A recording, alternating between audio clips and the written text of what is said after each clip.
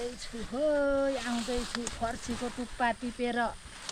Mummy अँगालो भरि भएछ त फर्सीका टुप्पा। एक अँगालो भयो। एक अँगालै भयो है। खोल्सा गरेर ल्याउनु भयो यत्रो। खोल्साएर ल्याएको यतातिर नि छ टन्नै।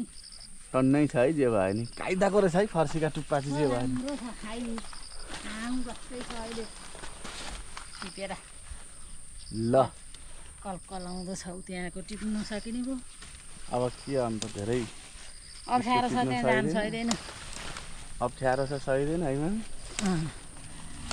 कति सजिलो फर्सीको साग एकछिन आउँदो रहेछ। हाम्रो काम्लोभरि यही लगाउनु पर्ने छ। कति कायदा हुने है म्याम उतापट्टि आउँदाखेरि लाउनुपर्छ। टिप्दै बेच्दै गर्न हुन्छ है। भट्टाभट्टी बेच्न पाइने रहेछ। माग आउँदो रहेछ सागको। अब आउँदाखेरि लाउने। अँगालो भरि हो। अन्त कहाँ राखेको छ भने यही हो जम्मै लिएर आएको। जम्मै लिएर आएको यहाँ कति भर्खर त आएको। हुन्छ अब कति मुठा हुन्छ यति म यति लिएर जान्छु तपाईँ टिप्दै गर्नु त नभए। म अलिकति लिएर आउँछु। ल मम्मीले एक अँगालो फर्सीको मुन्टा टिपिदिनु भएछ साथी हो। अब चट्ट लिने मान्छे आउनु भएको छ। मुठा बाँधिदिने हो पठाइदिने हो। यस्तै ताजा तरकारी लिन चाहनुहुन्छ भने सुन्दर साथ कृषि फार्ममा आउनु होला गाइज।